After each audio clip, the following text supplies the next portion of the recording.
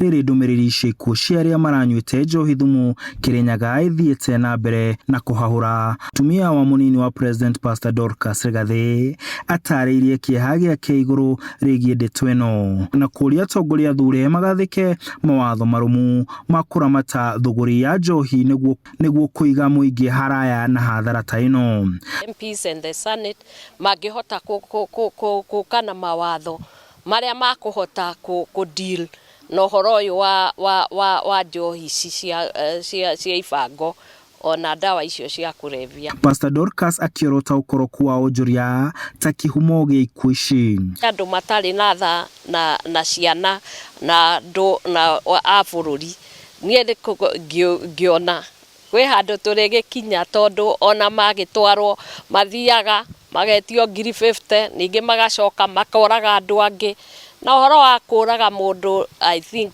it is something that is very serious. Atĩ no ũthiĩ ũke ũrage andũ 11 ũthiĩ ũrĩhio ciringi 50 bodi ume ũke ũrage angĩ 20. Pastor Dorcas augĩte aratanya arĩa marĩũkaga kũheo ũteithio marĩhotaga kwĩrũgamĩrĩra nĩguo matigacoke ũkombo-inĩ wa njohi rĩngĩ. Tũrenda gũkorwo twĩna kliniki yao kũrĩa marĩũkaga magathondekwo magacoka magakorwo magĩka mĩthako yao gũkũ na gũthiĩ kũrutwo kosi o gũkũ.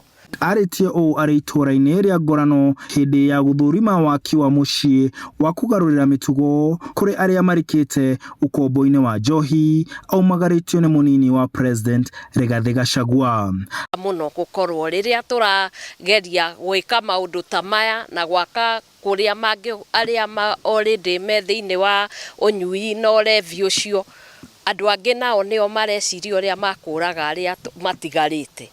Ũguo gũkũ tũgũkĩte hamwe na Deputy President nĩguo tuone ũrĩa thirikari ĩgũteithania nĩguo facilities ino ciũke na stakeholders mahote kũmĩaka narua. Handũ-inĩ ha Inooro TV ndĩ kaunti-inĩ ya Nyeri njĩtagwo Martin Mũnene.